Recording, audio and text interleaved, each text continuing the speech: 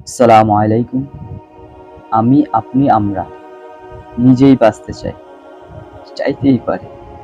আমরা সুখে থাকতে চাই, চাইতেই পারি। কিন্তু সবারই তো সেই স্বাধীনতা অধিকার আছে।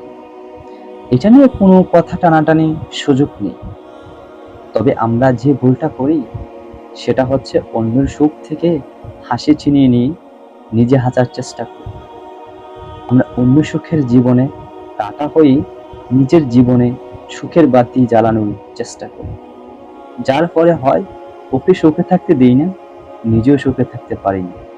টোটাল বিষয়টা একটু পর্যবেক্ষণ করলে দেখা যায় আমরা নিজেরাই নিজেদের ক্ষতির কারণ, নিজেরাই নিজেদের অশান্তির কারণ, নিজেরাই নিজেদেরই দুঃখের কারণ।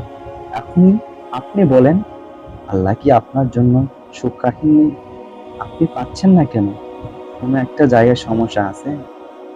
আপনি সুখে থাকতে চান, একটু শান্তিতে নিঃশ্বাস নিতে চান, মন ভরে বাঁচতে চান, তাহলে শর্ত একটাই, পরকালকে সাজান, দুনিয়া সেজে যাবে। সাজাবো আমরা পরকাল, সেজে যাবে দুনিয়া আর পরকাল। এখন পরকালকে সাজাতে চাই, প্রথম শর্ত, অন্যের কষ্টের কারণ হওয়া যাবে না। যদি এই শর্ত মেনে নেই, তাহলে আর কারোর মুখ থেকে হাসি ছিনিয়ে নেওয়ার দুঃসাহস করতে পারবো না।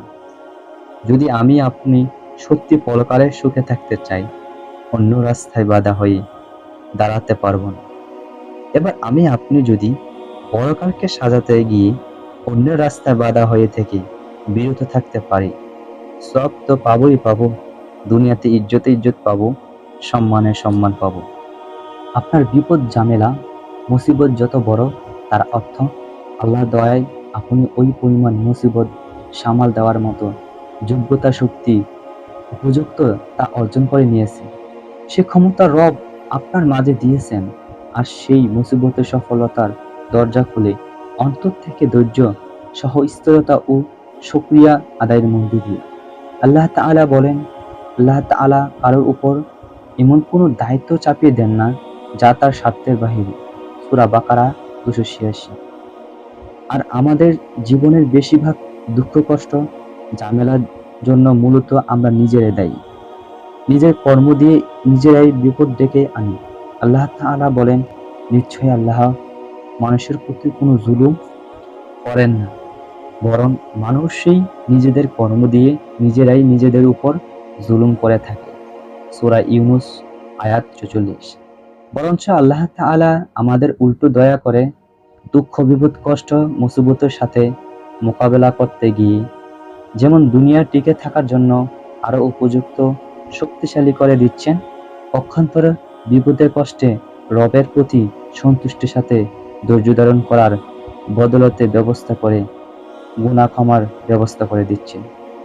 আল্লাহর হাবিব রাসূল সাল্লাল্লাহু আলাইহি সাল্লাম বলেন, মুমিন বান্দা যে ধরনের কষ্ট, মুসিবত, বিপদেই আক্রান্ত হোক না কেন, এমনকি কাঁটা ফুটলেও এর বিনিময়ে আল্লাহ তাআলা একটি নেকি দেন এবং একটি গুনাহ মাফ করে দেন।